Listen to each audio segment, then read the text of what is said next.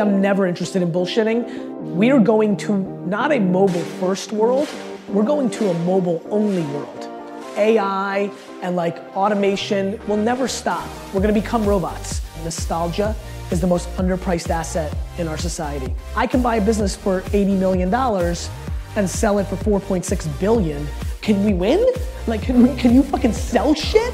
Losing is comfortable. Losing is delicious. There's just no other gear. Your destiny's your destiny. It's on you. I just don't even know how not to be me. I know we said we weren't going to have any speakers at this event, but I didn't say Q&As. So we were super grateful that Gary's able to join us. Most of you, anybody not familiar with Gary? It's a pretty tuned in audience. It motivates me. So, but yeah, I mean, there's a lot of people. Obviously, there was a little bit of a procession when he was coming in, almost like a wedding or something like that. But super excited. Gary's here for just a little bit. I know he has a conference call right around the corner. So we're just going to go right into a Q&A. Gary's amazing when it comes to rants. It's funny how I actually decided on Gary. We did a comedian in year 2 of Mastermind Talks during a dinner. And it was so well received. And I was like, man, it'd be great to have like a comedian who's actually could deliver like great business stuff. And I was like, fuck, Gary's hilarious. So that's why we have Gary here. So ladies and gentlemen, no introduction needed, Gary Vaynerchuk. Thank you. Thank you.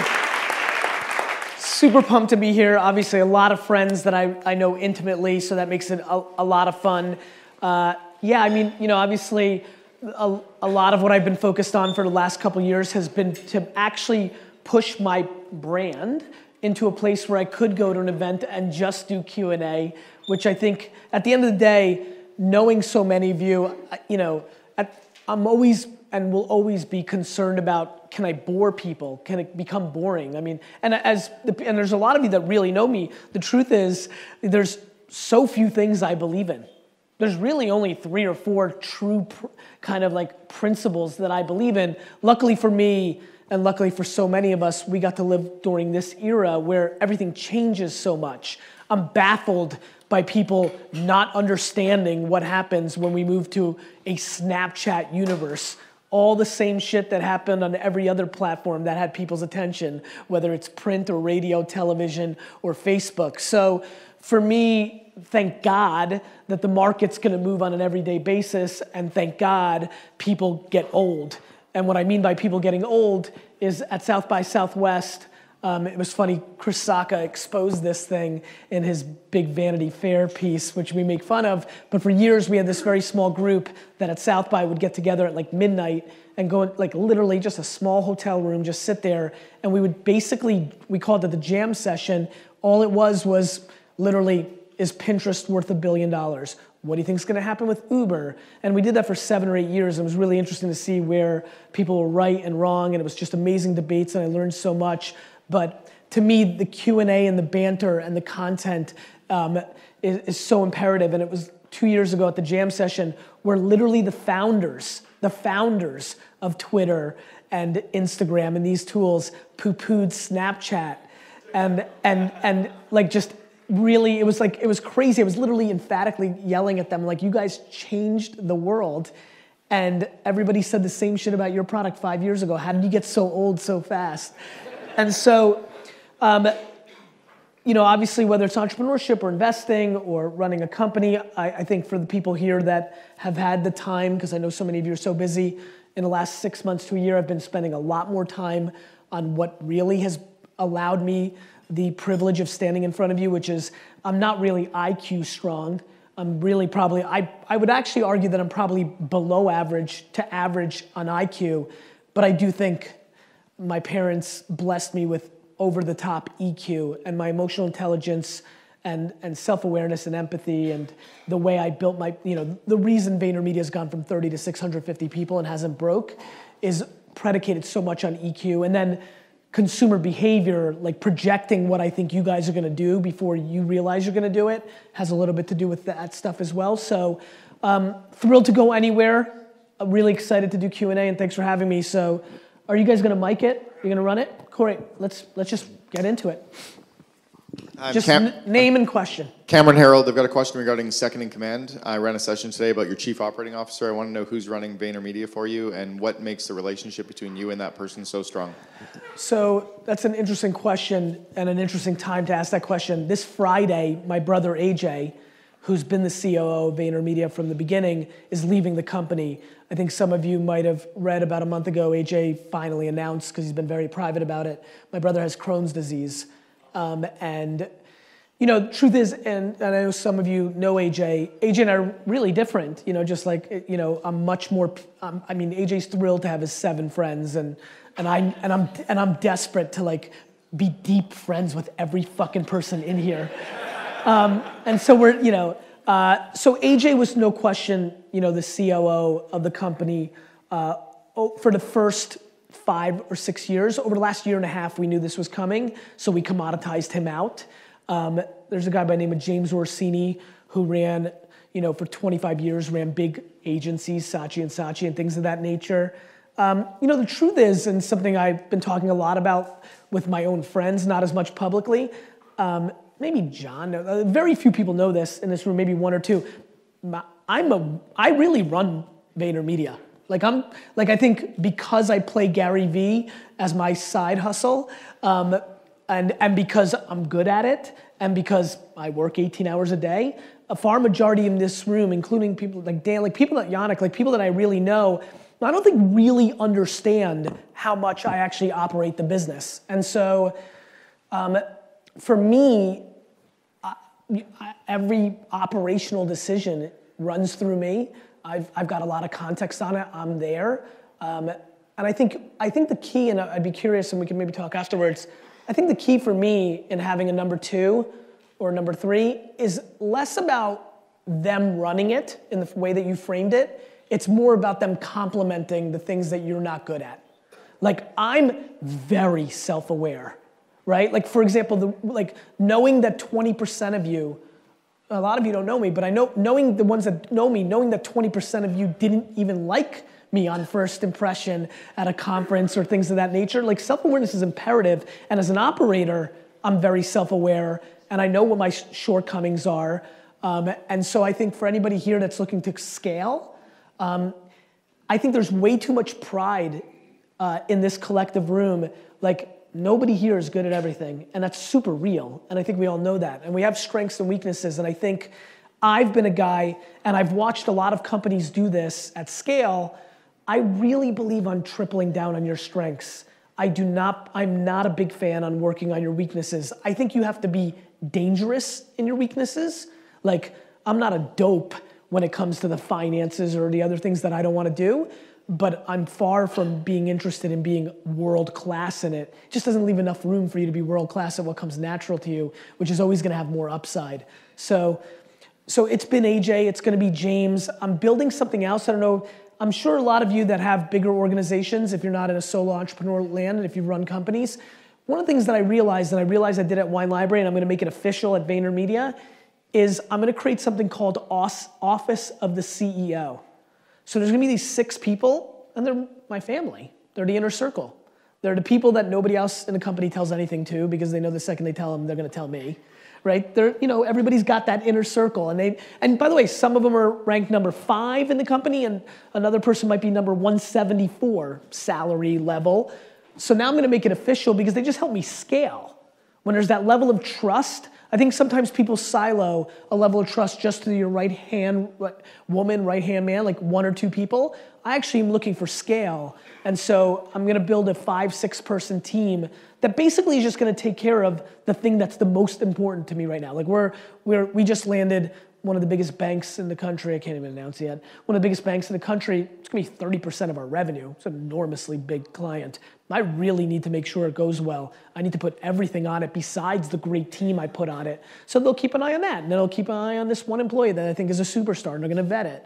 And you know, so the other thing I would give a recommendation to that has, I think, thematics into where you're going is building an inner circle that everybody in the company knows is you. Just like even the 5 people within the organization in that group won't even have a title within it. It's just gonna be, that's what they are, Office of the CEO. And so something to consider that I see a lot of value in. Thanks for the question, man. David Osborne. Are you literally that lazy or just? No, you couldn't go there? Or? Yeah. Gotta sit up front. Just gonna stay up here? So, David Osborne, Austin, Texas. 2 questions. One, what the fuck is Snapchat, man? I got on it because you told me to get on it. I still don't know what the fuck it is or why I'm on it. I know a lot of young people follow me, and I got no idea. That's a very common marketer's question right now. The second one is, what do you invest in outside of Vaynermedia? Do you put money in anything that cash flows or anything like that? Got it. So I'll answer the second one because it's just very detailed. I had a $25 million venture fund called Vayner RSC. I'm closing one called Vayner Capital that I'll be announcing in the next month or so. It's going to be a $55 to $70 million fund. Very different. Vayner RSC was $25 million, where I made 100 investments. So a lot of different things, more angel investing like I used to do. This new one, I'm going to raise 50 to it'll probably end up being 60, 70 million dollars. I'm probably only going to invest in 10 companies. So it's going to be much later stage, and I'm going to use Vaynermedia and its capabilities to help the outcome of companies that are further along. So I've always angel invested. I've made net between Wine Library, which has been a very successful business for a very long time that I get income from because I ran it. It's a family business. Vayner, I get 7-figure book advances and I get paid 6 figures to speak. Like, with all that lucrativeness, the investment in Uber and Twitter and Facebook and Tumblr and Buddy Media, those are going to end up making me the most money. So that's what I do. But I really truly see myself as an operator. I will never not run a business at scale, by the way. And this is a fun thing to say in this room, I'll never be Gary Vee full-time. Like, even though it's gotten to a place and it's starting to get to a place where I think I can make a lot of money doing it, I just really enjoy running businesses. Snapchat is very simple. I mean, it's just attention arbitrage, right? It's a platform that people are consuming their content from. There's nothing else to say. The stories, have you gotten to the point where you understand? That's the news feed. It just looks a little bit different. It's interesting. If you take your phone right now and look at every social network, Facebook, Twitter, LinkedIn, if you consider it that, Pinterest, like if you literally put all 7 of the things we grew up with, Facebook, Twitter, LinkedIn, Pinterest, Instagram, they all functionally are the same. It's basically one hardcore piece of content and then social commentary in one shape or form, and then you just go this way. Snapchat has been the most confusing because it had a totally different UI, UX experience, left to right, up and down, very confusing. What's interesting though on the flip side is if we were to go, and I'm actually thinking about making this video because I've just realized this through friends and family that are what I call normals, not in our world, just like kids I went to high school with, right? If you go to Times Square right now and you give 20 people Snapchat that have never used it, within an hour, and if you help them, within an hour, they really understand it. And just to give you context, that never happened with Twitter. As somebody who's like grown up in this the last 10 years, normals never fully understood Twitter, and they really understand Snapchat, and they're addicted to it. And so, just another place for people to create content, I think the bigger thing, the reason I'm so bullish on it, and the reason in December and January I got very loud about it, even though I've been talking about it for 2 years, is DJ Khaled was the cherry on top of understanding, and we kind of started talking about it at Vayner in September. 30, 40-year-olds are starting to use this, and for real. And this is how they all go. When they go, either they start in a tech nerd environment or a kid environment, right? Then they bubble up, and then the first thing you'll notice is 30 to 40-year-olds in New York, San Francisco, and LA using it. And then that will happen in the middle of the country. And then it'll go 40, 50, 60, 70. Snapchat's already bigger than every other social network that's come before it, except for Facebook.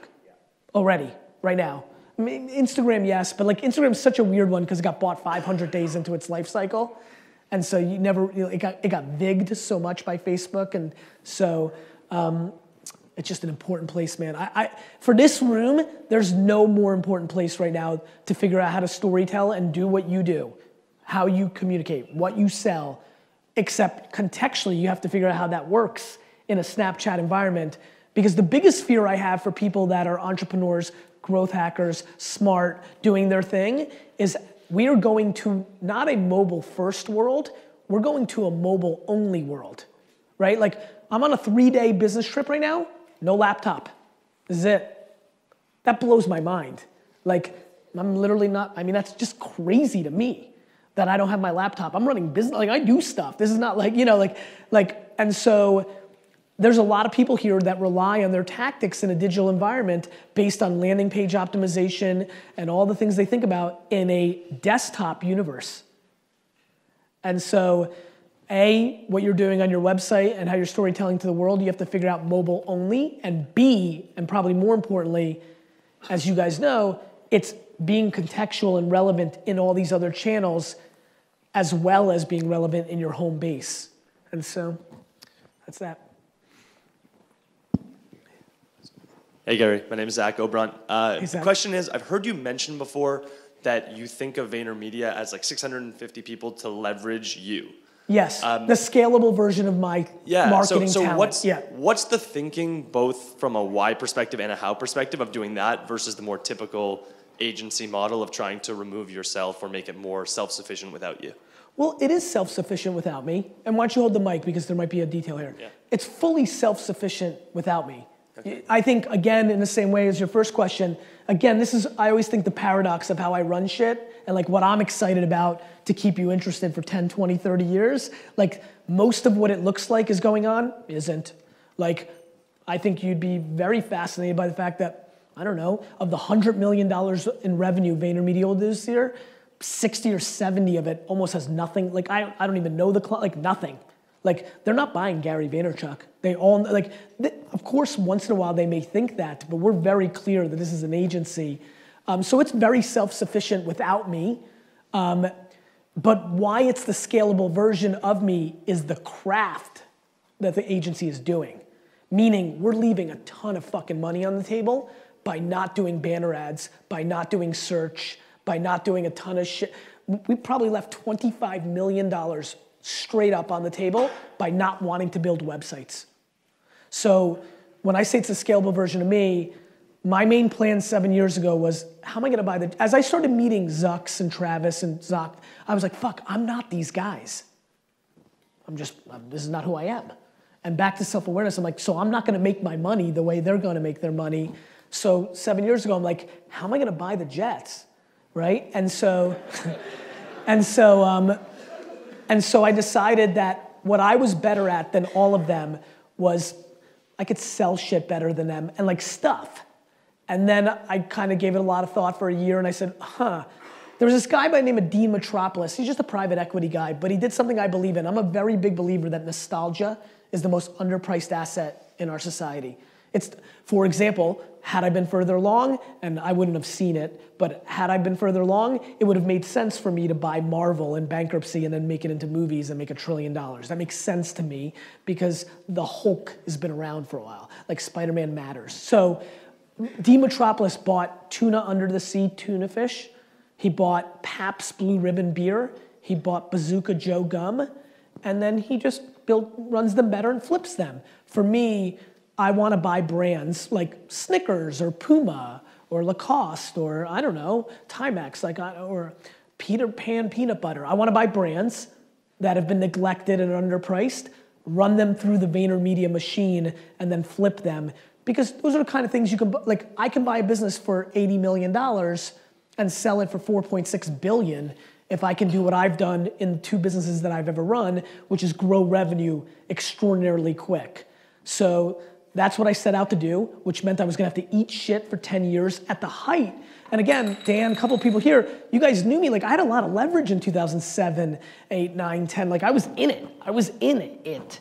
And when I announced VaynerMedia, Zucks texted me and said, the fuck are you doing? Like, building an agency, client services? Like, I was a disappointment to all my tech titan friends. I mean it, like straight up disappointment. But I was like, cool, like, you go do you and make trillions and change the world. I just need to make 4 billion and buy the jets. And so this is the only way I know how to do it. And so it took a lot of humility and patience to get here 7 years later and have what I have. It also took the fact that I had to know that my people skills were much better than everybody else's so that I'd be able to keep, because my vulnerability is they can leave tomorrow. I'm not building a product. I'm not in the SaaS business. But I also had enormous confidence in my ability on a people level. And so that's where we're at. And so that's what I mean by that. Awesome. Thank you. Yeah. Hey, I'm Ben GreenfieldFitness.com/Snapchat. On page 7 of your book, which I've owned for about 10 minutes now. Yes. It rocks. You talk about how one of the biggest lessons that you learned in 2015 was that you had to start taking better care of yourself. Yes, health-wise. And I'm curious to get a little bit more the nitty-gritty details about that. Like, what'd you do as a busy family man, entrepreneur to start taking care of yourself? Well, John, why don't you come up here and why don't we tell this story together? I was hoping you'd say that. You got it. Mic up here? Yeah, let's get a mic for this man. This man has a lot to do with it. Let's clap it up for this guy. Guys, So this is very exciting. I'll let him take over at some point because he'll know where to take over. I'll give you the context. Basically, super fucking random, like just random fucking flight from San Francisco to New York. I'm just sitting there and I'm like, you know, when am I gonna take care of this health thing? Like, I know that it's not right. I know I'm not winning. I know that, you know, I got into a good place in my head around my health where I looked at it like a business. And I said, I'm not doing the behavior that's gonna make me successful. And eventually this is gonna catch up. And the weird thing is, it got to a place where I was like, wow, I don't do anything right. I eat like shit. I've never worked out once in my life. And somehow I can literally work 18 hours a day and not be tired. And my fat is equally proportioned through my entire body, so it's hiding how fat and like inside I must be I'm fucking Yokozuna from WWF, but it's not like, you know, and so I just started talking to myself. I talked to myself a lot, and I was like, you know, I need to address this. So that's what I said. And then the flight's delayed. Super funny, it happens, no big deal. And I'm just talking, and I was like, you know what? When I turned 30, I freaked my shit with Wine Library, and I started Wine Library TV, and like got into tech and like completely changed my behavior on my 30th birthday. Driving to Wine Library, looking in my rearview mirror, I'm like, literally, this is what happened. My birthday, my 30th birthday. I looked myself dead in the mirror in my rearview mirror, and I said, you're fucking full of shit. And what I was saying to myself, talking to myself, I was like, you say that you're gonna buy the New York Jets? None of your behavior maps you pulling that off. And so if you're gonna do it, you better do it. You better lay down some serious foundation from 30 to 40 because family's coming and all this, right? So I said to myself, wouldn't it be romantic if on my 40th birthday, because I don't think I need another, what am I gonna work? From 19 hours a day to 24? Like, I was like, you know, that's not gonna be it. I was like, you know what? Health, that'd be a really good one to address. Let me get my shit together there. And literally before the flight took over, I said, because I was 38 and 4 months old, I was like, fuck it, why wait to 40? I'll do it at 39, right? And then literally I was like, you know what? Fuck it, I'll do it as soon as possible. And so that happened about a year and a half after we met, where I tried my first version of what I just told you, which was I decided to go the peer pressure route, and I publicly tweeted and Facebooked that I wanted to get a trainer. That's when you took over. Yeah, so this is 2011, I think. Mm-hmm. 12, maybe 12. Yeah. It was right when 11, Thank You Economy came out. Okay, Yeah, 11. so 2011-ish. And Gary and I met. He was giving a talk at the Apple Store in Soho. I went down in my jet skier. Which is not just like me blowing Gary. I'm just a big fucking Jets fan to my everlasting dismay. And so we met, we chatted a little bit, just, you know, rapport, building relationships. And as most people do inappropriately, he commented on my physique. Turned out I was a trainer, gave him my card, which he then lost. A couple of weeks later. I threw it out. But yeah, fuck business. Yeah, because at that point I was like, 2011, John. I was like, fucking, I'm super professional. Business cards. I should have just fucking tweeted at him. But and then yeah, he put up on Facebook that he needed a trainer, and so people did what is inexplicable to me. People who follow Gary, instead of like leveraging what they do, they all just jumped on that Facebook thread, pick me, pick me, pick me. And you know, the shit that Gary talks about not doing. And so I was like, fuck that. And I just posted on my Facebook and sent like everyone on my page over to blow up his thread. And so like then I got an email like maybe 20 minutes later from Phil Toronto, who was then Gary's assistant. And like that Monday, I was in the gym with Gary. So the plan initially was to train 4 to 5 days a week for an hour. And then Gary made it a habit of canceling on me at least 3 times a week. And I let him off the hook. It was just like, it was really cool to be working with Gary. But we did a lot of work together. And then... That story, I'll jump in. Yeah. So that's right. Because, by the way, and I talk a lot about it in business. I know for some of you that are following along, I talk about religion over tactics. Like, I just wasn't in the religious place to take care of my health with him. I was half pregnant. I was like, you know, that's why I canceled. I mean, I'm publicly saying I never get sick. He's supposed to work out with me at 6:30. At 6:22, I'm like, dude, I'm so sick. Yeah, I was like, motherfucker. I was like already in I was like in the West Village at the time, going to the Upper East Side, like a $40 cab, but it's like, this motherfucker. But it's cool, bro. We built a really nice relationship. And when I made that decision, the first thing I did was call him. Right, so I said, I need your help.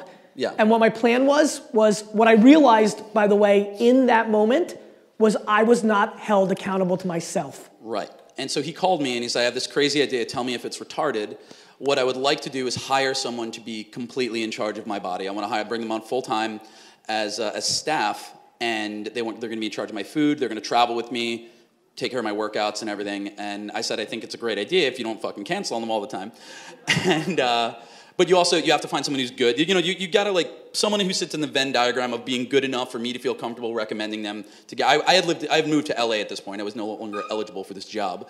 And they have to be good enough. They have to like be at a point in their business where it makes sense to only have one client. It needs to make sense in all these different facets. And so the only guy I could think of was a kid who had started as an intern for me, became my protege, and then started his own business, Mike Vacanti. And so Gary had trained with him briefly.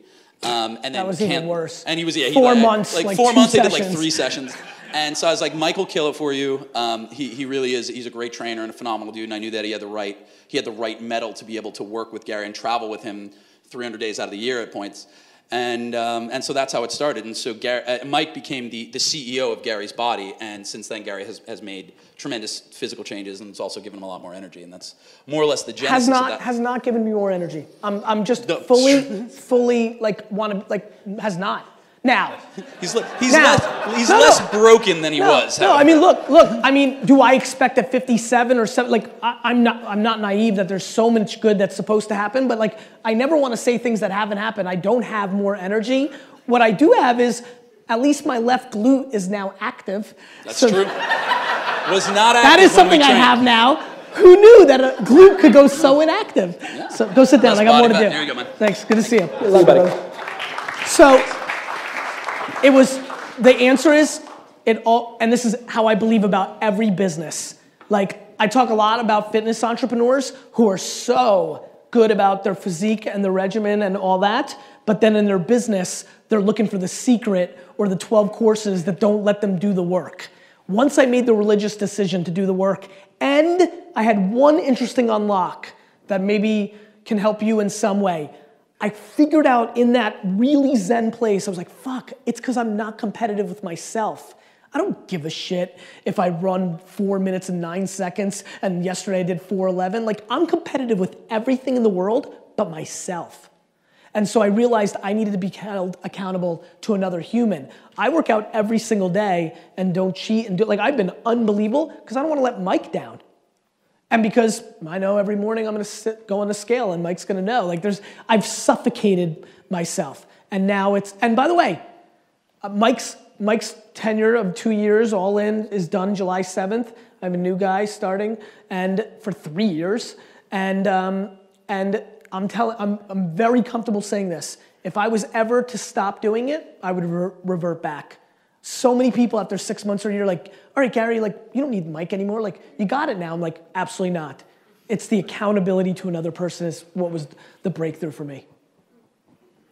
Cool. Yeah, you got it, brother. Hi, Gary.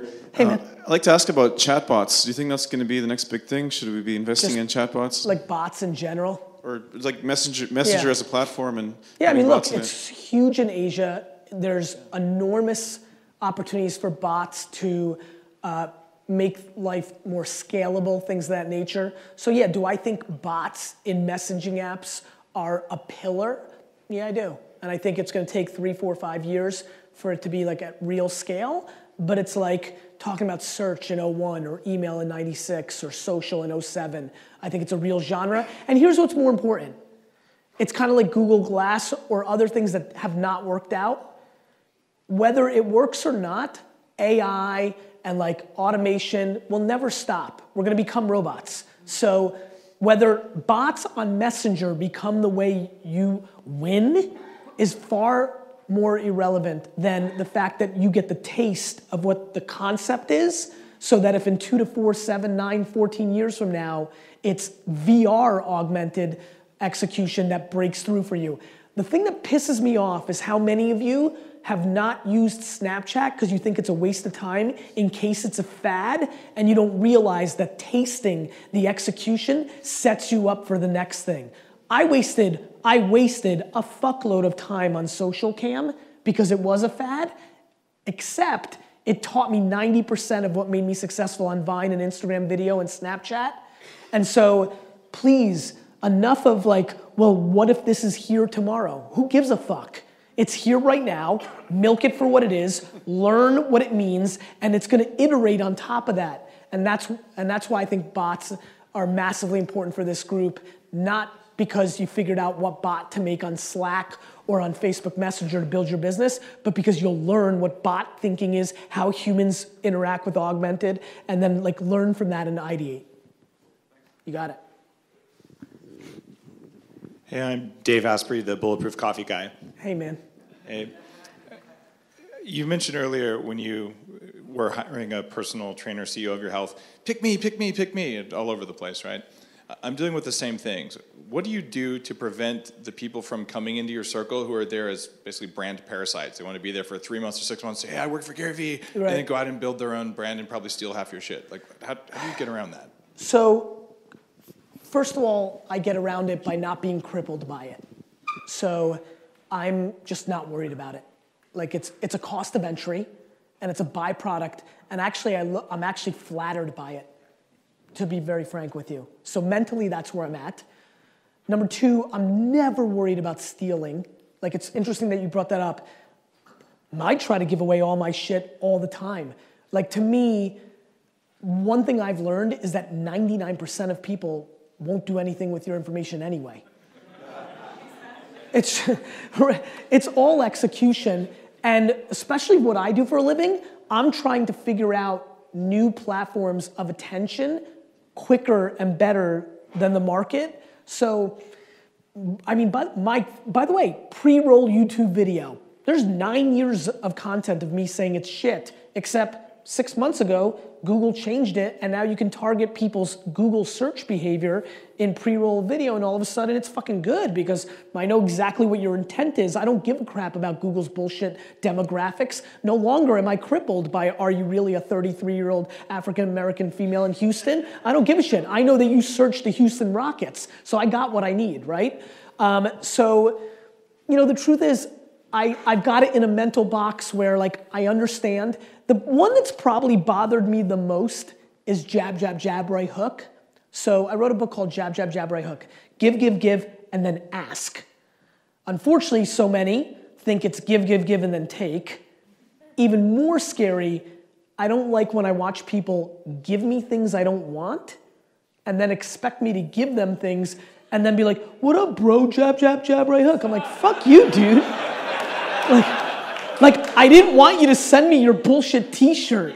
Like, I don't consider your fucking piece of shit t-shirt a jab, dick face. So, got it? So, I would say, look, and I think more importantly, I'll give you one other slight tweak that I actually think is more helpful than anything I've said here. And this will help a lot of you, I hope, because it's been huge for me. It's never the hiring.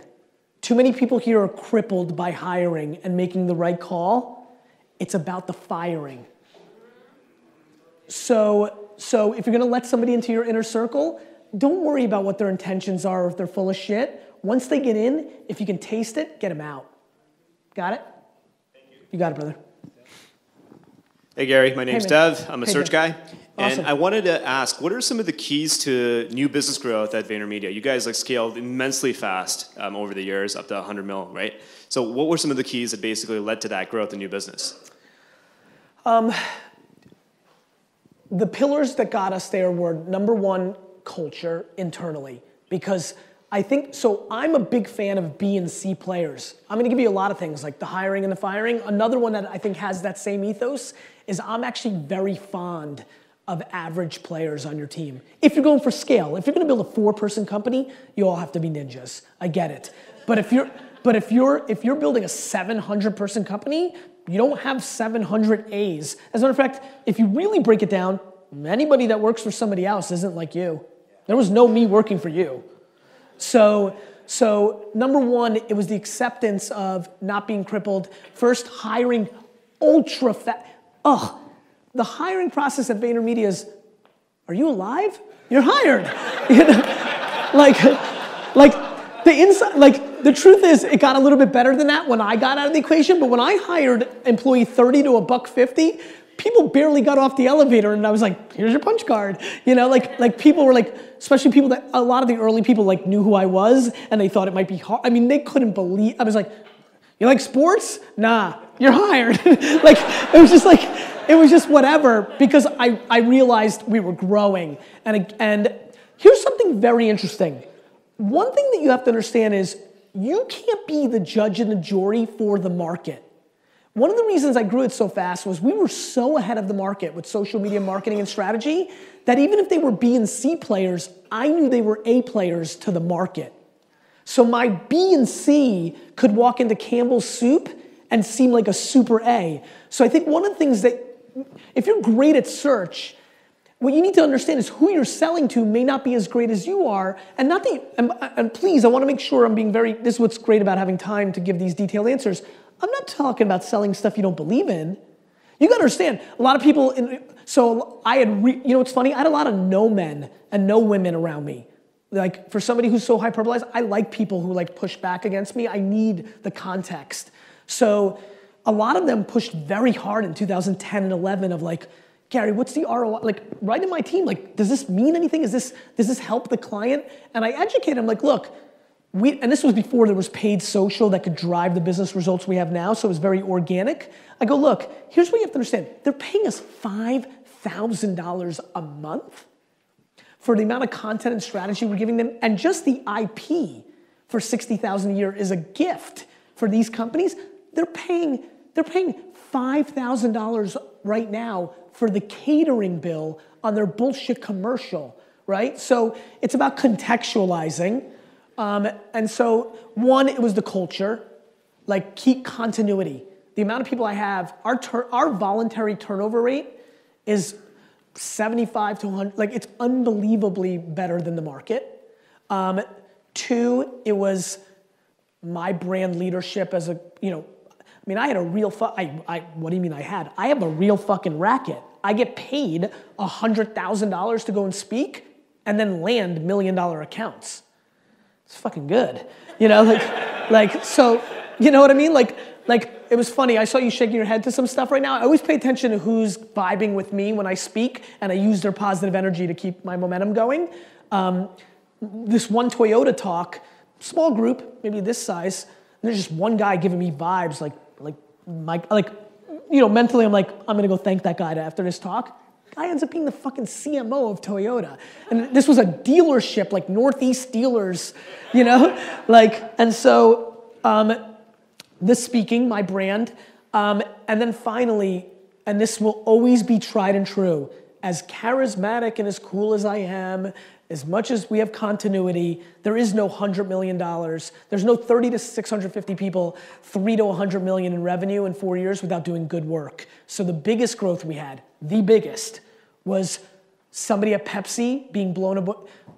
Lipton Brisk Iced Tea, South by Southwest 2009, 7 weeks after Instagram came out, we made Instagram cans for Brisk Iced Tea for South by Southwest. That got them a lot of press as Instagram blew up. That guy left and went to Mondelez and hired us, right? So like in corporate America, people are leaving and going to different companies and hiring us. The key to our growth was word of mouth of our good work when people went to other companies. Yeah, you got it, brother. Hey, man. Hey, man. Family question for you. I'm not sure if Mark has asked you this at the social media marketing world or not. But I know you're really good about keeping weekends to yourself. Yes. 4 or 5 years from now, your kid says, hey, Dad, you're not around as much as I'd like you to be. I'm super scared of this conversation, by the way. Yeah. I'm being dead serious. I am too. I mean, our kids are the same age and like. Keep going. What, does it change the I don't plans know. to buy the jets? One thing, I was super excited about being here because when I get to do long Q&A with a lot of people that have some sense of who I am and there's a high caliber of individuals, A, I'm never interested in bullshitting. B, I think I'm even at a heightened degree of not wanting to bullshit, if that makes any sense. But I don't know. Like, I am not interested in lying about this issue. One of the things that I think some of you have noticed is I'm starting to talk about suicide and depression in entrepreneur land because it's real. Especially looking at this room, at the age group that a lot of us are in this room, there's less fake entrepreneurs here than when I go to the Y Combinator event in a couple months. Like, it has become such a popular thing to sell. There are so many 22, 23, 24-year-olds that are truly not entrepreneurs, that are being entrepreneurs because it's the cool thing to do. And what it's leading to, and the cliche, and this is, of course, generalization, but the thing that I've seen, because I'm very in it right now, is a lot of the 24-year-olds that are in entrepreneurship are the people that can raise $3 million or $1 million to do it. And a lot of those people are rich white dudes, okay? And the cliche thing with a lot of these rich white kids that are 22, 23, 24 starting these internet companies is they grew up in a private school, they went to a big time college, mom and dad facilitated a lot. And the first time they've ever dealt with any true meritocracy or market conditions is the day their app hits the market and the market says, go fuck yourself almost every time. And it's this stuff, we have, and a lot of you are parents, or are gonna be parents, we have an absolute wrong game right now in our culture in America. And by the way, this happens to every empire. This is what's happening to us. It's black and white. We are in the 8th place trophy business right now. We just are. We're rewarding kids because we think we're doing fake self-esteem. It's the politically correct thing to do. And my wife knows I don't give a fuck about anything when it comes to what the kids are doing in school, but when they go and do camp or sports, like no 8th place trophies. Like my little guy Xander, he's got a little basket in our apartment. He has never made a single basket on me, nor will he until he's 15 or 16 years old. I'm being dead serious. Because it's not life. It's just not life. And so, it's true. It's true. He will never score. He's got a weird complex already about it. And so I think we're living through a very interesting time right now of depression and suicide. There's been 3 suicides in the tech ecosystem, the hardcore tech ecosystem that we know, and nobody talks about it. And we need to talk about it, and there's a lack of self-awareness right now in the game, and I'm worried about it. And I forgot about the question because I was wrapping that back to something. What was it again? Oh, if they say, so on that, I think you've got to talk real truths. And so I don't want to bullshit. Like if my kids say that, I don't know. I don't know what I'm going to tell them. I know that I was a lot more scared of it a year or 2 ago until I realized that this is just so fucking real. Oh, I'm getting to a wealth level where I'm be able to grab my kids from school on Friday and fly private somewhere for 3 days with them and fly. Like, I actually am so curious if I'm gonna get caught in the middle. I do believe, and I've watched very carefully, that there's a financial arbitrage level where you can buy time at such an incredible pace that you might be able to sell it back to that time together. Know one thing, I haven't missed a recital or an important school event for my 1st grade daughter yet. If I'm in New York, which means, and luckily I'm not traveling 300 days a week. Like, I've missed stuff, but I'll never miss it if it's controllable. And the other thing I'm very fascinated by is a lot of my friends spend time with their kids, but they're not spending time with their kids. So like, a lot of my buddies are absolutely like, will razz me, and then I'll razz them back and be like, dude, I was over your house the other day, like, you're not with you play Call of Duty when you get home from work. Like, you're not with your kids. So, I mean, and listen, I'm gonna say another thing. There's a couple things that I'm absolutely adamant about. I will never judge, forget about give you. I think we all like to spew a little advice. I will never judge somebody's relationship or how they parent. I'm the byproduct of immigrant parents where I didn't even see my dad until I was 15 years old, and he's my best bud. We have the greatest relationship of all time. So of course I'm affected by that, right? Of course I'm affected by, shit, my dad got away with, but I'm also not taking for granted that my kids are wired the same way that I was. I think it's an always moving thing. So I don't know, man.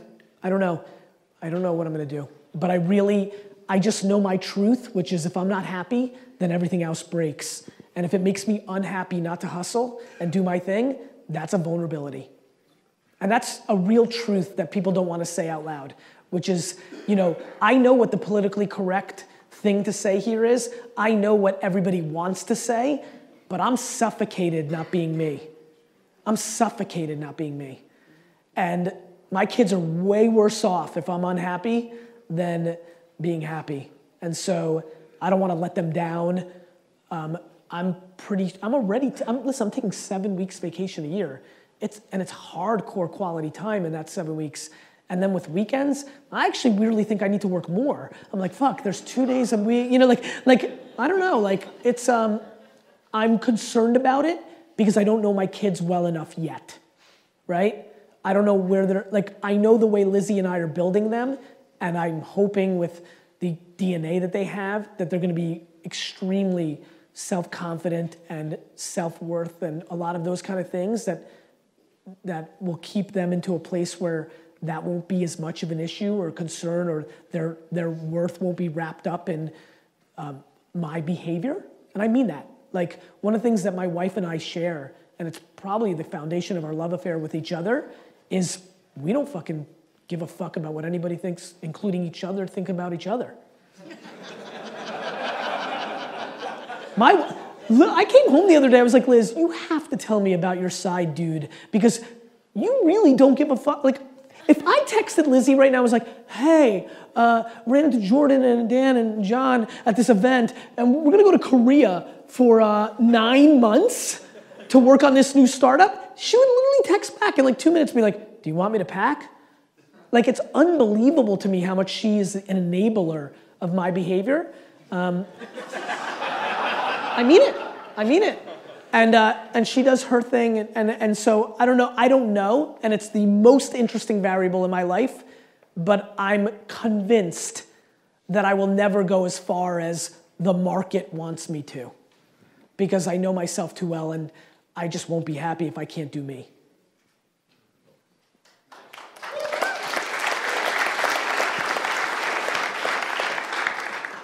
Hey Gary, it's Shah. It's just a question related back to your point about nostalgia being really underrated. Yes. And then bringing that back into some of the new social media platforms. And I wonder what your view is about voice coming back. So apps like Anchor, which I think personally are really interesting, particularly for a different demographic. So I'd love to know what you think about. The problem with voice, and I love voice, and I love Anchor, and I've been watching it very carefully, as I know you know, it takes too much time. We like time more than context. So why voice is incredible is, do you know how many times you've misinterpreted a tweet or an email? A fuckload, because tone is lost in writing. What voice does incredibly well is you won't lose it, because that's just something we know. The problem is, I have no interest in listening to anybody's Anchor here, because it takes too much time. That's the problem. So I'm bullish on voice. I mean, from 2008, 9, 10, 11, I was like, ooh, voice Twitter, voice Twitter. Anchor's the first voice Twitter that I've seen. Problem is, it takes too much time. And time is becoming like every second that goes by, time is becoming more valuable. Like we are willing to pay unbelievable amounts of money to buy time. Uber's built on it. Uber sells time. Uber sells the perception of time. Like you think the car, like in New York City, the amount of times I have an Uber coming and just watch cab after cab drive by. I'm like, this fucking blows. You know, so time is, I mean, I would tell you that if you're hungry to actually build a startup, I tell everybody to build time apps, 100%. Anything that sells you time.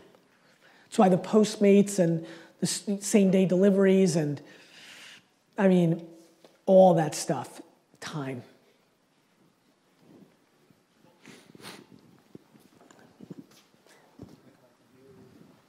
Alex, did you raise your hand? Oh, you raised your hand. Hey, Gary. Alex Icon on Snapchat. Thanks for selling me on Snapchat. You got it, brother. Yeah, the question I want to ask you, you talked earlier about leveraging Vayner into buying businesses. Yes. So when are you going to go all in on that? And what are the businesses you're going to start with? I don't know. I don't know what businesses I'm going to start with. I've been looking at deals for the last 18 months. I even got into one letter of intent, but I didn't like the way the numbers looked. I'd love to, so first of all, number one rule is it had to be big at one point, and it's not right now, right? So, Bubblicious Bubblegum did 128 million in revenue a couple, 13 years ago, 17 years ago. Now it does 7, right?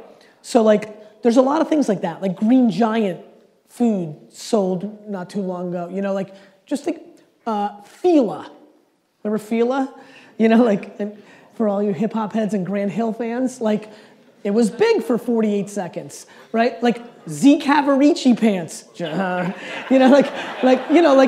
like it had to have brand for a certain time. By the way, this is how the toy business works.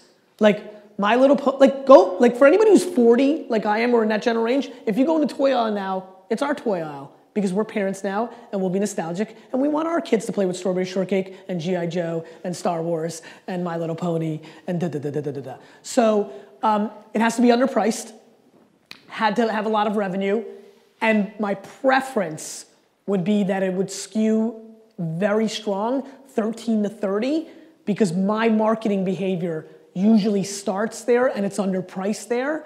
So any brand that you want to sell to, if you want to sell something to an 18-year-old in America today, and you don't spend 90% of your money and energy on Snapchat and Instagram, you're an idiot. That's where their attention is. And that stuff is always underpriced.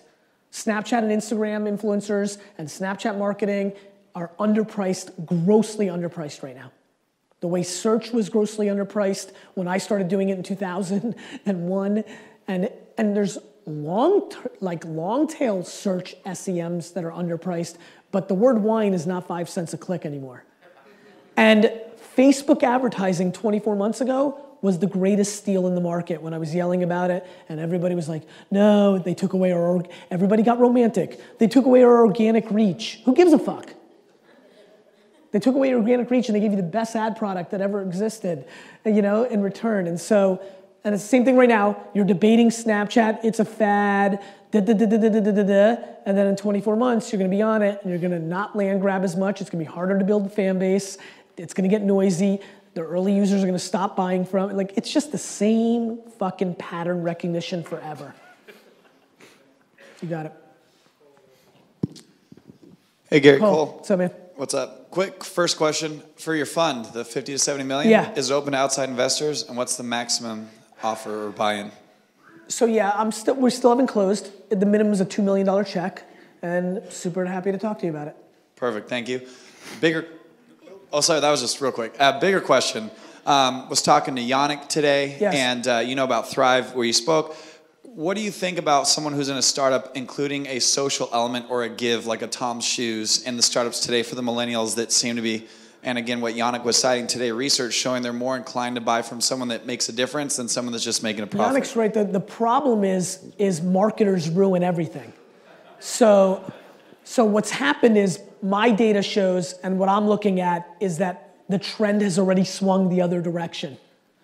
You know, Yannick, I don't know if you look at the data, but like, I think what's happened is there was probably 3 months there a year ago where every startup, and I look at 7 to 25 startups a week because I invest, came in and said, Gary, I got it.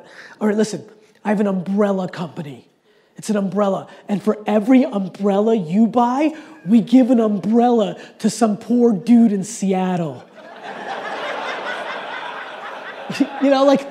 And so what happened was when Tom's Shoes did it, and when a couple of the early people did it, it was novel. It caught our attention. Yes, the younger set does care more about charity and giving, and no question, they're wired differently. The problem is it became a tactic.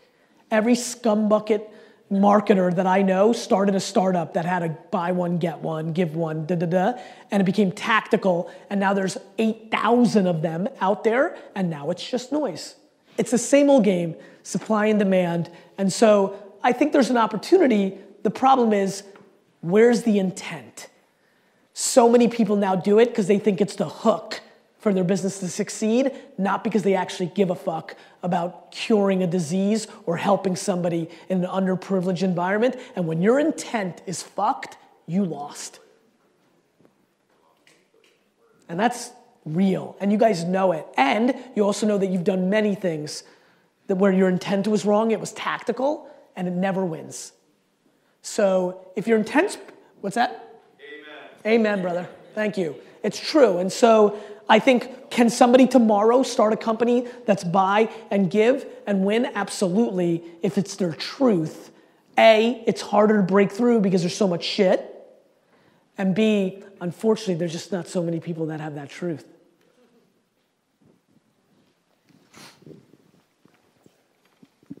Hey, it's me again. Does he get more airtime? Actually, just a prediction, because I know you like to be right about shit. Do you think Snapchat will add at any point in the near future something for sort of like endemic discovery rather than having to push people from other networks? I don't know.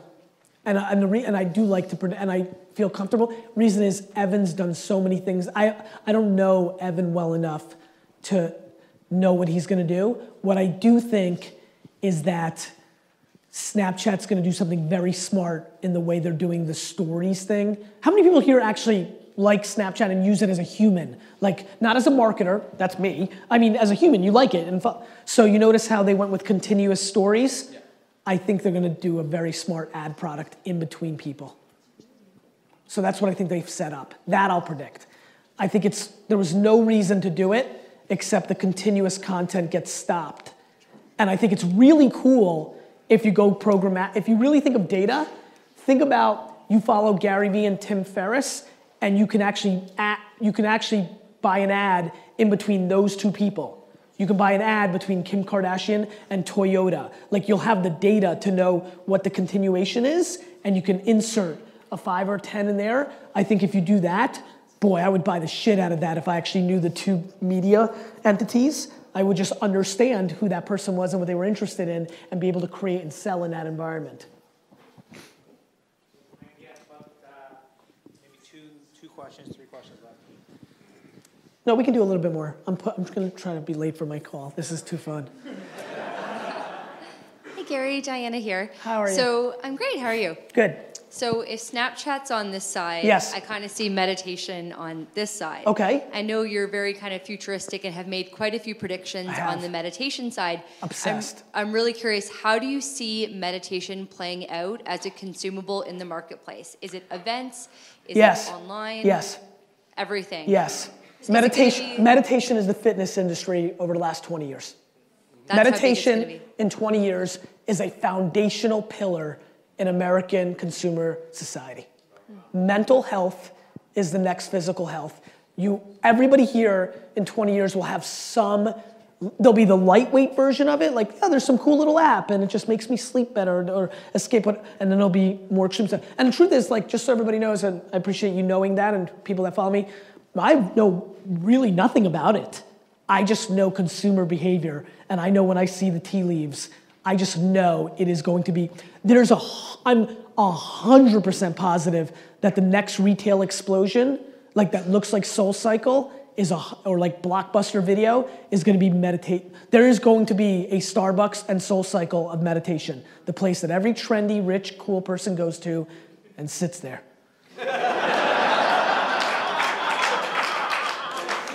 So I think, and so think about it as every other genre that pops. So there'll be the Starbucks and SoulCycle. There'll be the tap out, UFC fighting, there was the merchandise company, there'll be the tap out, or the Life is Good. There'll be a brand that owns the meditation swag, right? And then there's gonna be all the other things, and so I think it's gonna be big. Like, as a matter of fact, you guys heard earlier, the $50 to $75 million, 10 companies, one of them will be a major bet on meditation. I don't know what, but I will, esports, VR B2B, I think virtual reality is being sold as a consumer thing way too early. It feels like internet 91, 92. So I think it's way too early, but much like in 91, 92, the people that made money were like the infrastructure of the internet itself. I'm very hot on virtual reality B2B. I'm very hot on meditation, I'm very hot on esports, and I'm very hot on fully integrated direct-to-consumer products. Yeah, hey man. Thanks for being here tonight. Chris Kaplan. The stumped question for you tonight was around your children. So yes. I have a 10-year-old girl who's going on 25 and a 12-year-old boy who I just gave an iPhone 6 to without a data plan, but wants a Snapchat account, has an Instagram account, and your thoughts and ideas on our youth and their just obsession with social media. Yep. I know it's inevitable, and I want them to be a part of it because they teach me it'll be a part of it. Yep. But I don't want to be the helicopter parent either. Yep. How do we control the 4,000 fucking passive-aggressive assholes out there who tell my child horrible right, things? They're fat or ugly or whatever. So a couple things. One, I truly believe the way that we always solve every problem is at the religion, not the tactic. Back to the question about fitness. So I think that if you've been able to instill the right pillars into your child, you win. Like, it's unbelievable how much peer pressure wasn't able to penetrate, me because of what my parents did in building that self-esteem and things of that nature. Look, this is evolution. Like, when I was a kid, girls that got second phone lines, that was gonna ruin them. Like, they were gonna lay in their room and be on the phone all day. Or Zelda was gonna fucking make me, not capable of being a human in society.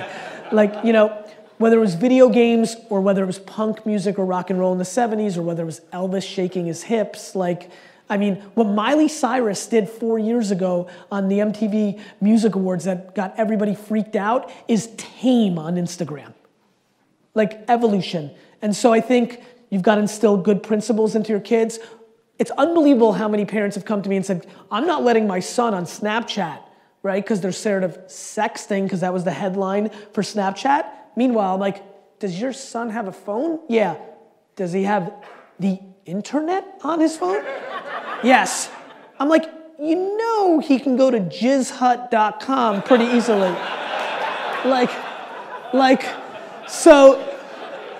So I think that, I promise you, that's far more dangerous of what you're scared of than the random 12-year-old floozy chick in science class. So I think the way you solve everything, by the way, is communication. And I think a lot of parents are scared to have real talk. And so I think you have conversation. Look, a 10-year-old and a 12-year-old is still a 10 and 12-year-old. You have to be observant. But it's going to be what it's going to be, man. Right? Listen, the funny thing is, I don't know if it's because I'm so don't want to die and stay so grounded to my youth, or because I'm in this stuff. I'm sure you guys all feel the same way, right? We were just there. I was just in 6th grade spending 4 months trying to figure out how to steal Playboys from 7-Eleven with my buddies. It was just 2 minutes ago. So I think we love our kids so much, we go on defense. It's the way people run their business. When something gets good, they go to defense. And that's the second they start losing. And so I understand why, and I feel those things too, but it is what it is. conversations and instilling the right things into them, you know? And my big thing actually is more, I'm gonna watch my kids to make sure they're not the kids that are doing the bad stuff to other kids. More so, like, I want them to feel I'm actually okay with getting their feelings hurt and things of that nature. I wanna have those conversations, but like, this obsession with protecting our kids from getting their feelings hurt is a little too far. Like, I want Xander to get punched in the fucking mouth. I do. I think it'll be good for him, you know? He's just a rich kid from the Upper East Side. Fuck, he needs a good beating. So. Hey, Gary. So often I work with a lot of entrepreneurs and successful different people and stuff, and it's not always, but more often than not, there's a cost. Often they're unaware of the cost that the brand building has created. So while you've been crushing it, and I use that term obviously because of your book, and with respect, I read your book, and I kind of hated the book because it showed me how to do something I was scared shitless to do in such a simple way. And I'll never forget the day I posted the first video, and thanks for making me look like a total asshole in the world, because I tell you, I put this video out and it was so bad. But I was so scared, and you simplified the whole process for me, and it's gone on to do different things, and I'm very grateful for that. But I work with a lot of very interesting people who often have a lot of success. And I was going to say, to be politically correct, that sometimes there's not a cost, but the reality is almost every time there is a cost. There's always a cost. And I'm just wondering, and I'm not trying to expose you, but I'm just wondering from your point of view, if you wouldn't mind sharing a degree of that cost, or if there is a cost in your point. I mean, the cost is, there's a lot of, so I actually, when I really think about your question, the biggest cost I'm worried about is if actually I do something wrong. So for the most part, I don't do anything wrong by our standards in society, and I'm scared that I've done such a great job of building, to the people that know me, a very good thing, that I'm scared of, like, I always think, like, what could slip me up? Like, I think about that a lot. As far as, to answer your question directly, what's been the cost? Well, leisure. You know, like, it's fun to, like, do fun stuff, and, like, I don't remember the last time that I was fundamentally completely calm. Like, let me explain what I mean. Everything's on me. My whole family, my two brother-in-laws, my brother, my parents, my sister, everybody's livelihood at this point and lifestyle is on my shoulders. The whole kit and caboodle. Like, that's called pressure. And then if you really, like, are wired the way I am, I genuinely care about the people that are in my ecosystem. Even the people that are like, employee 432, I feel pressure. I feel pressure. So the biggest cost, I think, is peace. Like, when you're the one, like, this whole notion of being the entrepreneur, like, I don't know, like, and I see a lot of you shaking your head, you guys know, like, you gals know, like, it's on you. Like, it's super fun to be number two. Like, I always bust AJ's chops. I'm like, you got the fucking gig.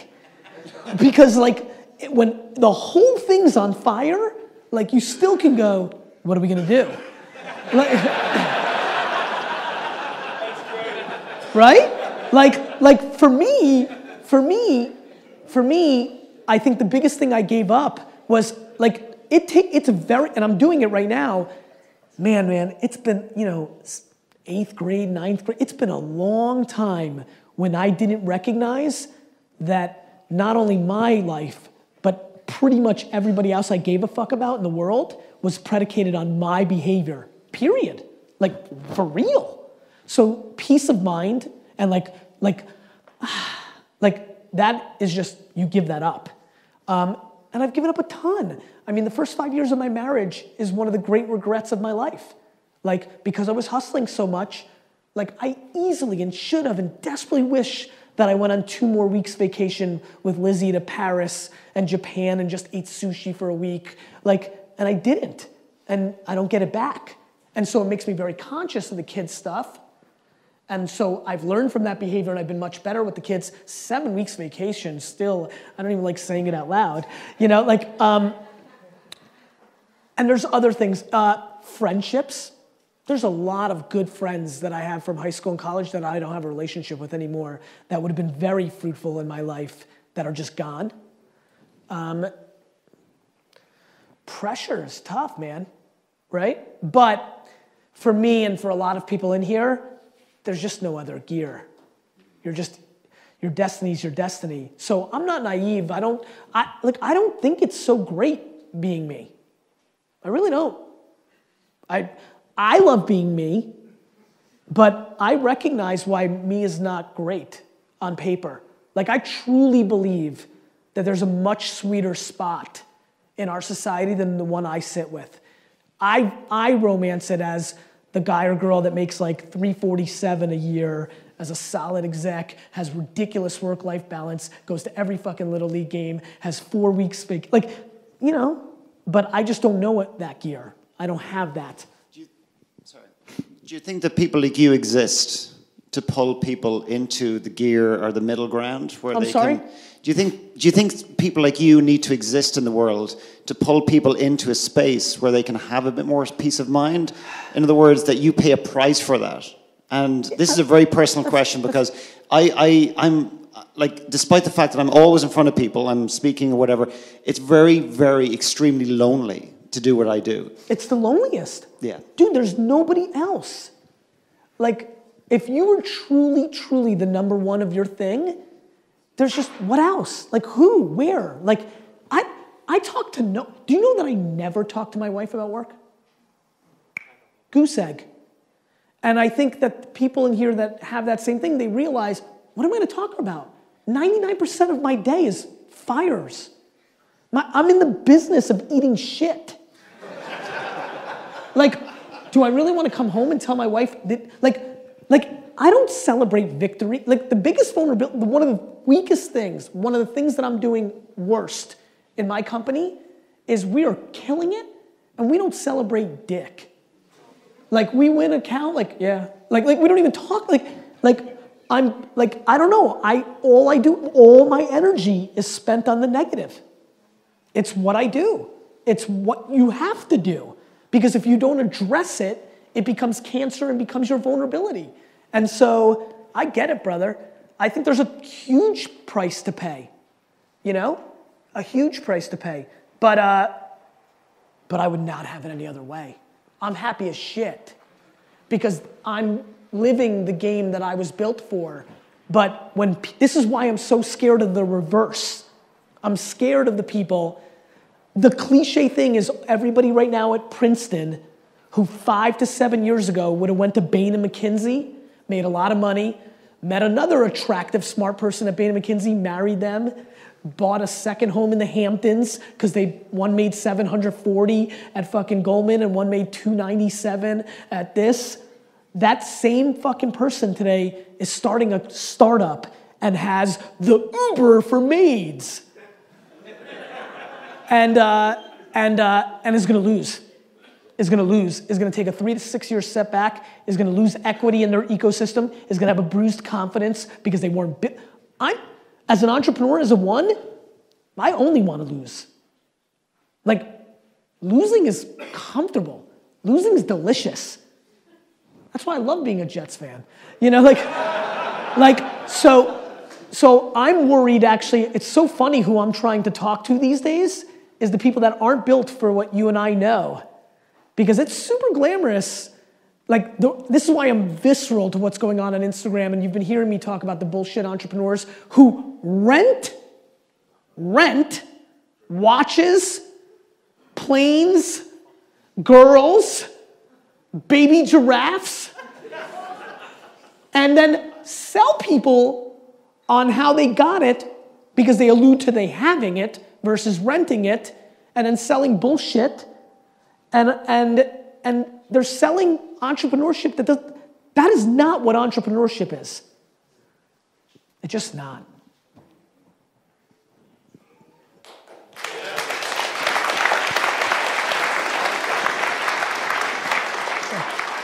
Keep going. Let's keep going. I think we're getting somewhere. Thank you, brother.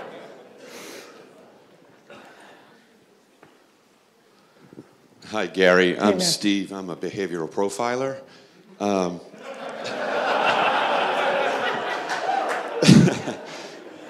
I don't want to ask a question as much as I want to make a statement. Okay. We need you just the way you are. Now, I know there's a lot of questions probably in some people's heads in here about your style, the way you do things, but you're basically created this way, and there's people in this world that wouldn't do shit if it wasn't for people like you. And so I just want to encourage you in the fact that, you know, you're thinking about your fatherhood and your husbandry and all these different things, but they hooked up with you being the way you are. I get it, man. And that's you, and I want you to be proud of it. I am.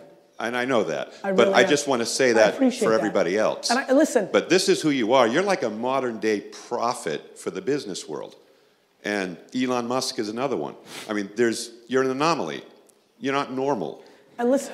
Okay? Listen. And I say that because there are social norms. I get and it. you're so far outside of the social norm that you stand out, you become an anomaly, and everybody's freaked out at it. But it's who you are, it's what you are, and stay being that. You know, my man, I think you'll find this interesting based on what you do. I'm so in tune to that I've had very intense conversations with my wife, which is people not having self-awareness or being blind to it. I know that the way I'm wired is the cliche thing where there's that person that's super famous and they die, and then like the country mourns, and then the family goes, yeah, but they weren't there for me. Like, I'm so conscious of that. I'm so aware that I'm for scale, that I know it comes at the cost of those 10 people, that I hack at it a lot because I'm trying to figure out, like, boy, do I know? And it's a crazy feeling to know it.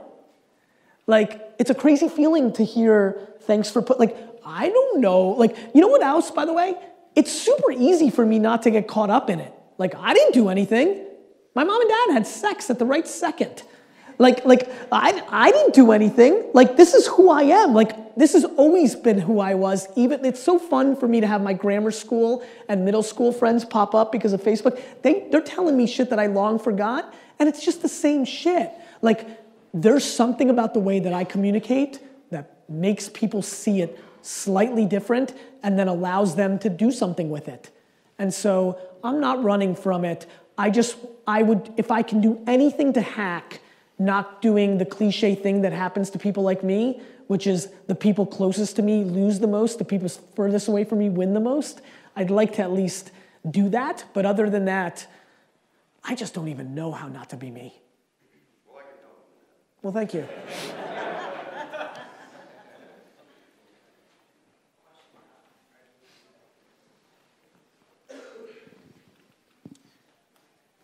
So to that end, I'm Melissa Lanz of the Fresh 20. To that end, a little nervous to ask this question in a room full of HD men. But so do you think that there's room for women? Like, what's your prediction on women changing that dynamic and going from the crush it economy to the live it economy and kind of changing the dynamic of what it means to be a successful entrepreneur? Do you think that women are going to make that change in business, or so let's not break it down a little further. I want to make sure I understand it. So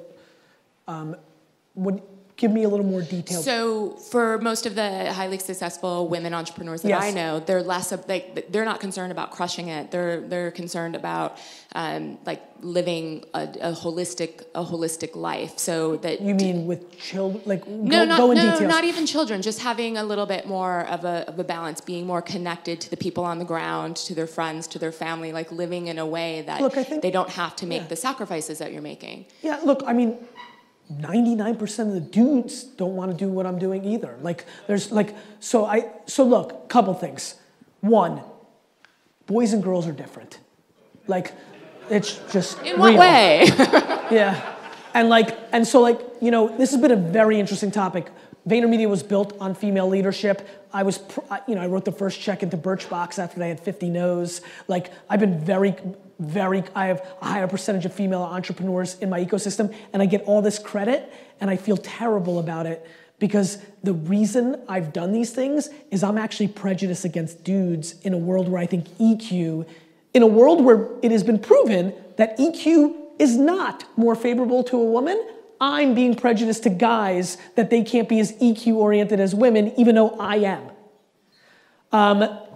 So what do I think it's super, so first of all, look how far we've come in America on race and gender in 30, 40, 50 years. It's really good, and there'll be more. And I think that it's really cool. And when it comes to business, it's so sports for me that you would be, like, it's stunning to me how I cannot even wrap my head around even thinking of anything other than the market. Like I never would think like, oh, you're a Hispanic. Oh, you're a transgender. Oh, you're a black dude. You're a girl. Like, I would never think that, like, I don't care. Can we win? Like, can you fucking sell shit? Like, and so I think that, I think a lot about if I was exactly my way as a woman, how much would starting a family pull at me from a chemical, we're different game. I'm fascinated by that, just like in general. But I think that, I think a lot of white males really, really, really worry about what other people think of them, and they have it best. So I'm very empathetic to what a woman's gonna think about what everybody else thinks about them. And I think that's holding people back, boy, girl, black, white, more than anything in the world. And so I do think, I think that's the key to the question that you're asking. Once a person is capable of really getting into a place where they're content with themselves and can, at a very high level, not worry about the market's feedback to themselves, they can win in whatever they want. And so living it, first and foremost, is defined super different by every person. And so that's just how I see it. But it's funny, it's really an interesting issue. It's a really interesting genre for me. My daughter is much more similar to me than my son is. I can tell that already. And so, like, I want her to be, if she wants to, I want her to be number one, and I don't want anything to stop her. But I also am pretty interesting about this, and I say this to my minority and female entrepreneurs. If one person in the world that looks like you ever achieved it, then you can too.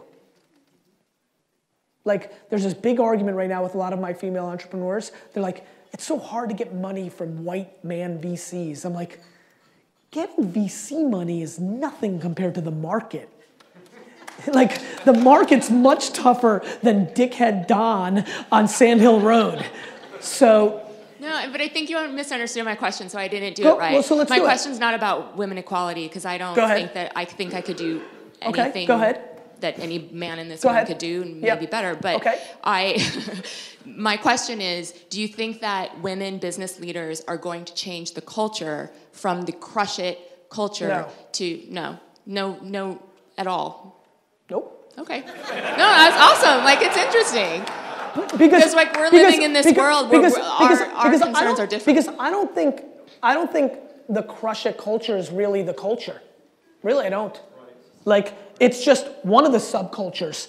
There's much more momentum for politically, like, just so you know, because a lot of my content goes viral on Facebook, which is, by the way, it's so funny. A lot of my content is scaling quite well on Facebook. Oh, by the way, here's a secret. Captioned videos. Do not put up another video on Facebook without captioning it. So, like, there's a tactic for tonight. Anyway, my content is dismantling it, which is so funny because my paid team, my team sits next to me, and I'll know because we're putting up like we're very much in sports culture. They get excited, they're super pumped, and I'm super like sad for a quick second because I'm like, fuck, here comes 7 million people that have never seen me before. So here comes the top 15 comments of, this guy's a fuckface, you know? Here's why I brought that up. All of my content that's crush it, that's winning, is viscerally getting pushed against. Like the top thing that everybody's, do you want to see your kids? Oh, this guy's gonna die at 42. Like, you know, like I do not think crush it culture is the main culture right now. I think the work-life balance, politically correct, we're all gonna accomplish fucking everything and do everything balanced right game is the culture. And like Bernie's very popular, right? Like if you go look at the data, I'm looking at it very carefully because I don't want my head chopped off for being a capitalist. Like 16 to 24-year-olds, for all the entrepreneurs there are, there's a bunch of people that think working hard is bad, like capitalism is bad, like you're in an ecosystem of a lot of winners, crush it, we're gonna fucking do it, but the macro, the thing is already changed. The thing's changed. America lost. Like just, I want everybody around, like, I don't know how much you get around, like, it's over. Like, we've had too many decades and too many generations. You, me, we're the problem. Like, just, like, it's not our faults. We were just born in the generation of 200 years into our empire. We are soft. Soft.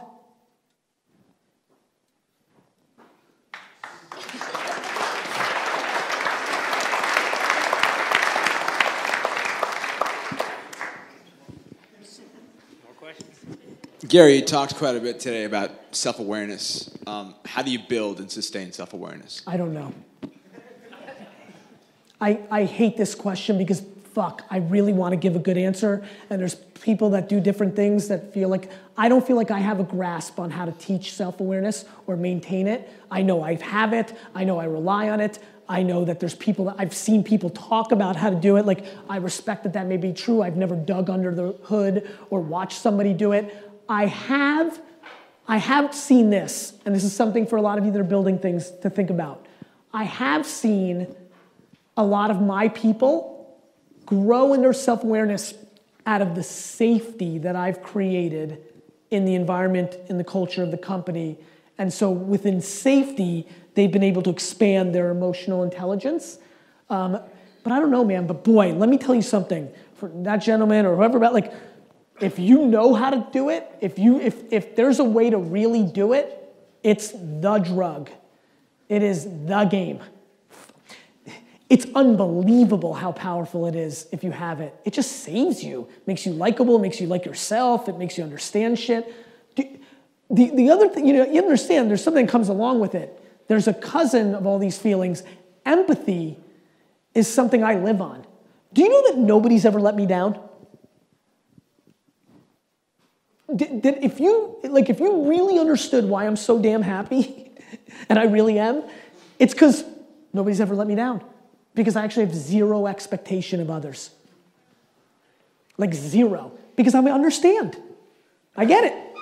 I'm empathetic. I understand. I get it. Like, you couldn't, you shouldn't, you weren't raised that way, you didn't see it. You didn't, like, I don't know. And so I'm not sure, but I can tell you this. If I could wish, besides health, on my children, two things, it would be unbelievable self-esteem, which I do think I can control, and then I wish it was unbelievable self-awareness, which I don't understand that I can control as much. Hey, Gary. How are you? Great. I'm going to take this opportunity to get some free life coaching. So thank you in advance. I founded a successful company, and if I keep doing it for a few more years, I'll have hit my number and I'll be done. Right. The problem is I have this burning desire to be on the Snapchat and like giving advice and helping young people and all that. Yes. But I don't have the type of business where that would like feed into leads or anything like that. So it's a big dilemma for me. Do I start doing that now, or do I keep grinding and try to like hit this financial thing?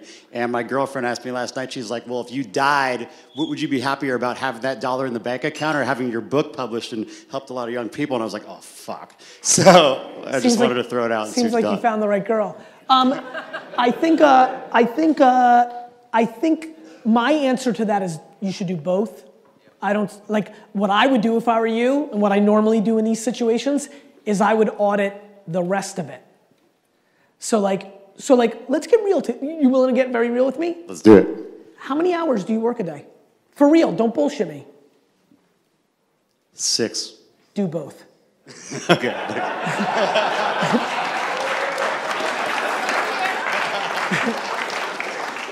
Because 8 is a fucking half day, and that means and that means that you have 2 hours to do all that good, and that's fucking awesome.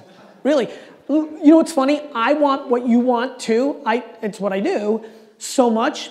Unfortunately for me, like that's what costs me 16 hours. You know what I mean? So you should. I mean, if you want to shoot it black and white straight, you should do both. You should figure out how to get to 8.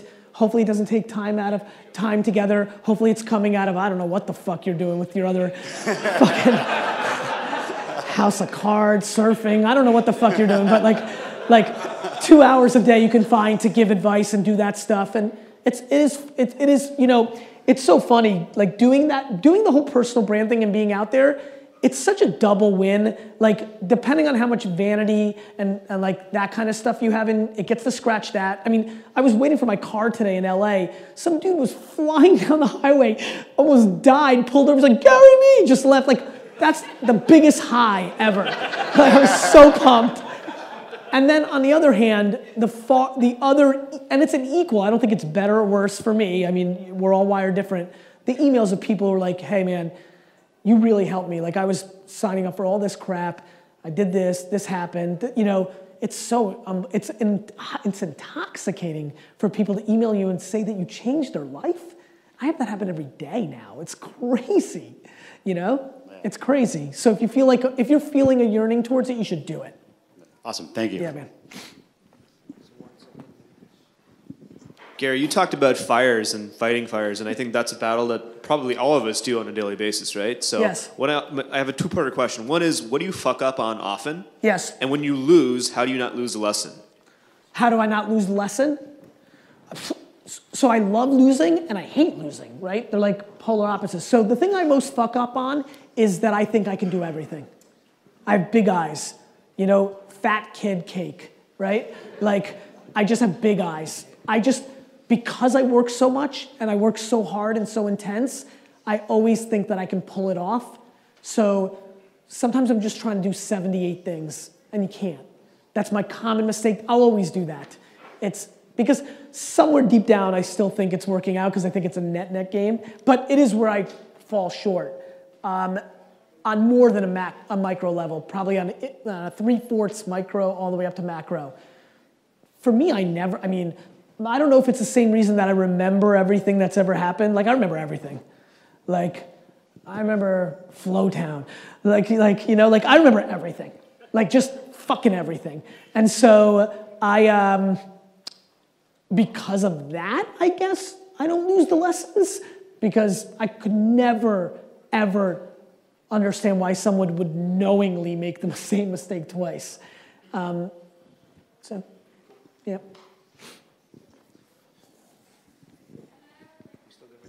Yeah, I'm fighting it. Hey, Gary, I pushed the call for a second. Thank you for this. You're welcome.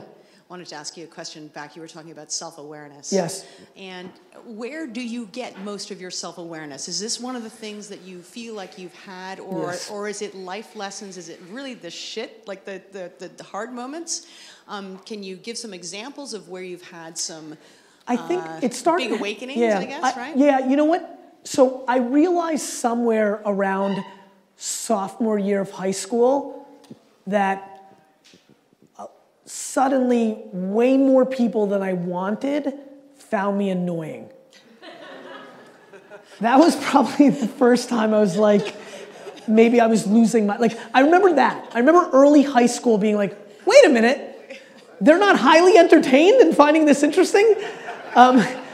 So I do remember, I think it's DNA. I don't know where I get it.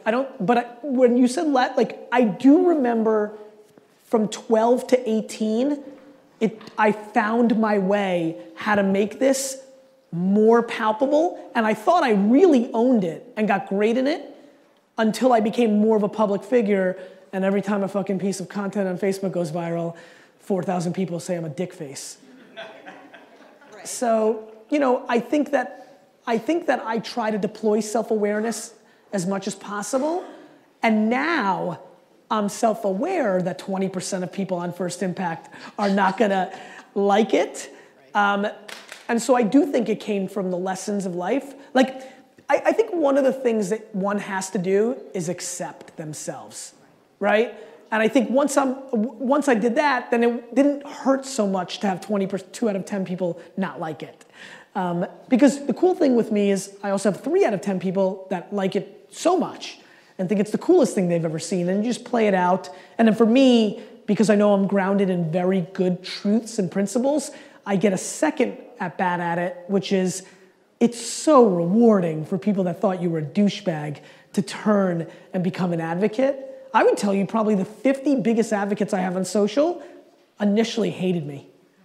Okay. So was there, a lot of people are in fear of being authentic, right? Yes. They don't even know necessarily who they are, or even the unknown unknowns about their own personality. No, that's a really good point. That's right. Right, okay. And so, but you have always had that. What advice I just tell people that they're gonna die. You're gonna die. Right, you're gonna die, right? So just you're gonna die, okay. And at 91, when you're sitting there, you're like, you know what? Fuck. I mean it. This is interesting to me. This is where hard wiring is something I believe in tremendously. It took me, again, when this started all happening in my 20s and 30s and 40s, and I've started realizing this. Boy, was I attracted to old people as a kid. Like I don't know if any of you did this, and then maybe we have some connections that way. I was weird as shit. Like my friend, we'd be like, I grew up in the 80s which meant you played outside, right? And so when we were outside playing, grandparents would visit once in a while, and maybe because I didn't have 3 of my 4 grandparents died before I was born. People died young in Russia, because they didn't want to fucking live. And so maybe that's why, and I used to think that's why, but now I just realize, I learned a lot from just talking to old people, and I think I picked that up you know what I smelled? Regret. And I'm gonna tell you something. As scary as it is for you to judge me, and for you to not think I'm cool, and this and that, what's way scarier, the thing I think one of the scariest things in the world is regret. You know why? You can't fix it. I can fix you thinking I'm a dick face over time. I can't fix being 96 and becoming 64 again. And so I think I'm so visceral to the regret that I smelled on old people as a kid that it impacted me heavily. Yeah, thank you. Yeah.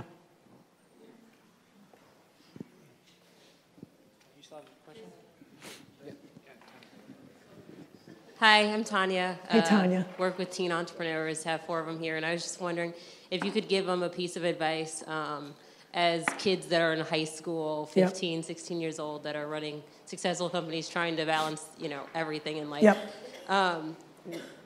Any piece of advice that you may have for them? Yes. Kids, don't listen to Tanya. Don't listen to your parents. Definitely don't listen to your fucking teachers. Don't listen to me. Listen to yourself. And I fucking mean that.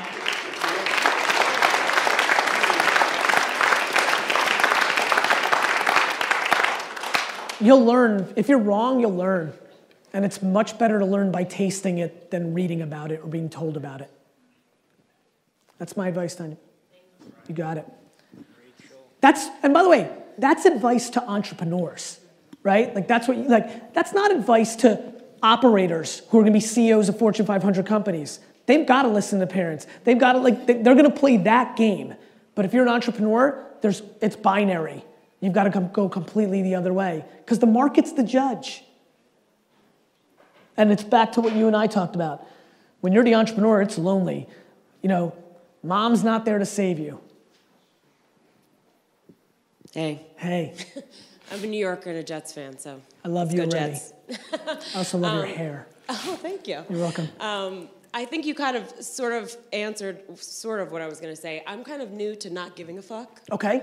It's a new thing for me. Yep. It's kind of happened. But has it always been there? Yeah. It's always been there, right? Yes. I was always nice to people. But you're like, you know what, let this go out. Yeah, I've just kind of I'm nice to people. No.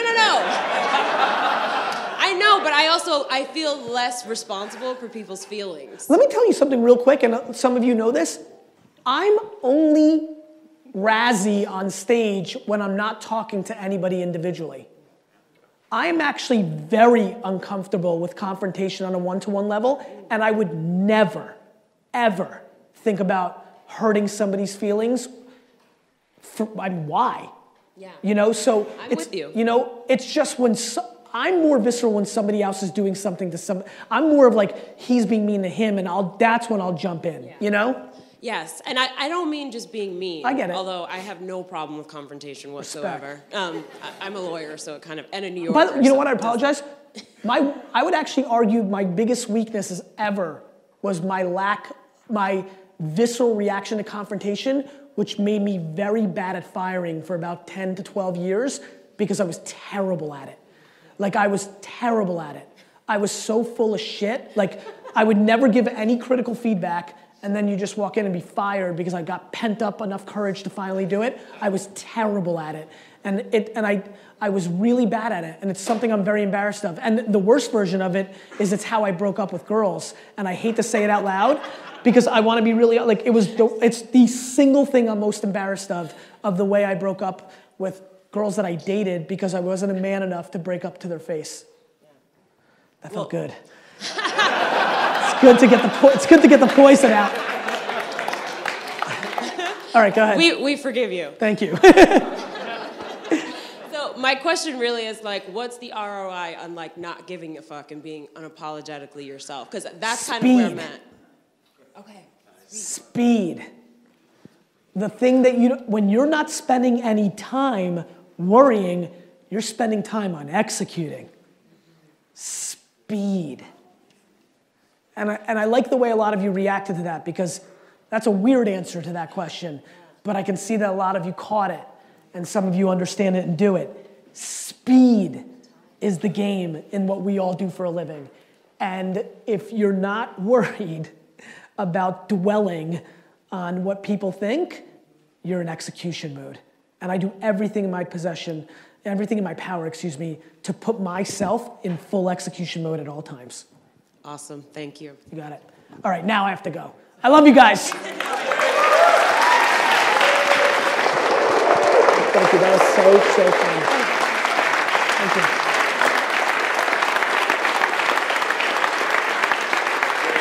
It was a lot of fun. Thank you.